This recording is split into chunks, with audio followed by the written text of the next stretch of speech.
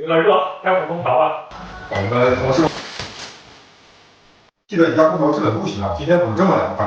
之前那台换掉了，维修师傅说呀，就是因为安装的时候抽真空没有抽到位，所以制冷效果就差。这次直接换了大品牌的高冷空调，他家是总部直属安装团队，安装师傅特别负责，抽真空抽了整整30分钟呢，制冷效果能不好吗？